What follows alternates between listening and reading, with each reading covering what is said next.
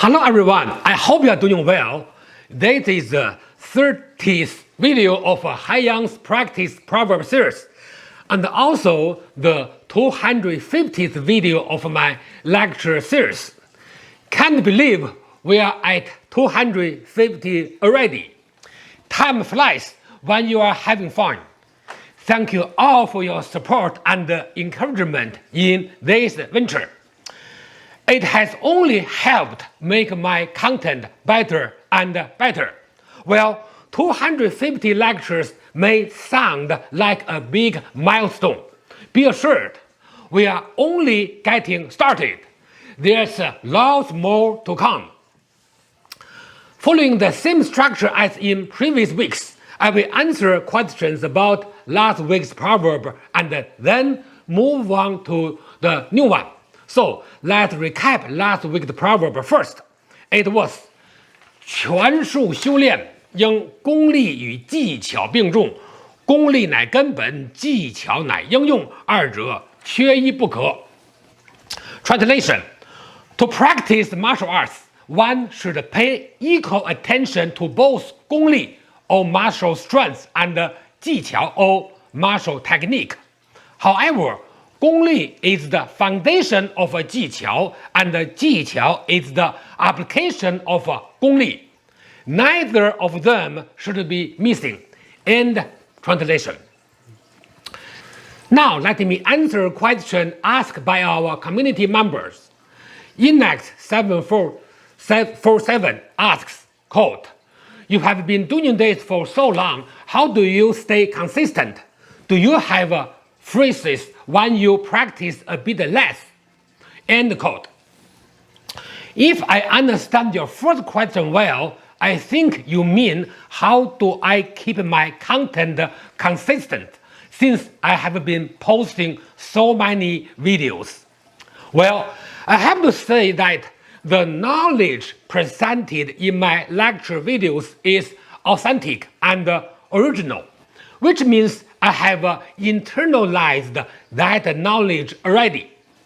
As a result, as long as I speak freely, I will be able to maintain consistency. Also, for most of my videos, I either have a monthly Q&A section or a short Q&A in each video. For example, like this one. This gives me consistent feedback from the community and also helps me stay consistent myself. This is a method that I have been using to improve the consistency of my lectures. So far so good, and I'm very happy.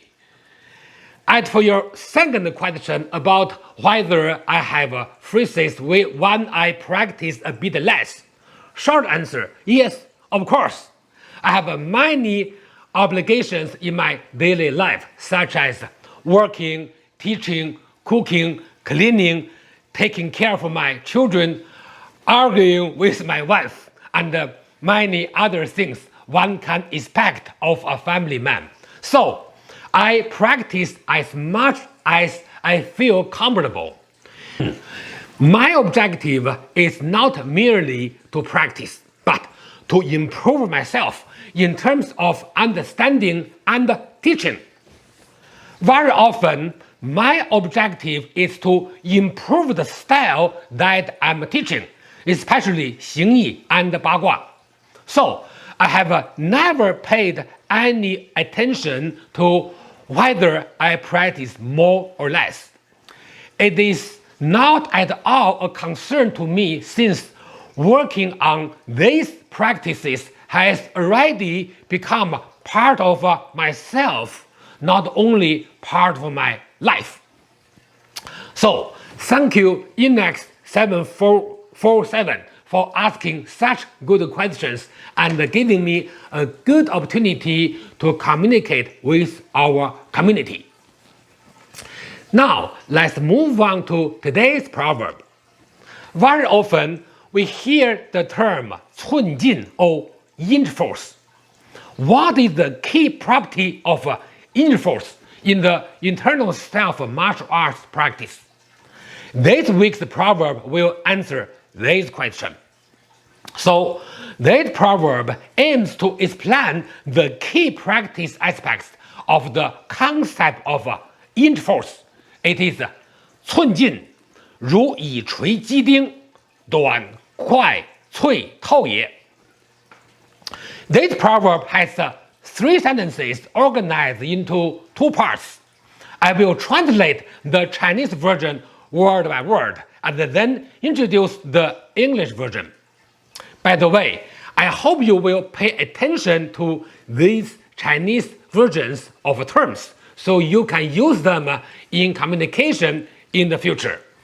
I have always enjoyed learning foreign terms, especially after I moved to Canada. I'm positive it will be an enjoyable experience for you as well. Let's move on. The first part, 寸进如以锤击钉. 寸 means inch, 进 means force and martial power, 如 means legs, 以 means width, 锤 means hammer, 击 means strike, 钉 means nail. Put together, it means applying inch force is like striking a nail with a hammer. That part describes the imagery of inch force both in practice and application. Then, what is the martial power created by inch force? That brings us to the next part. The second part, 短快透脆也.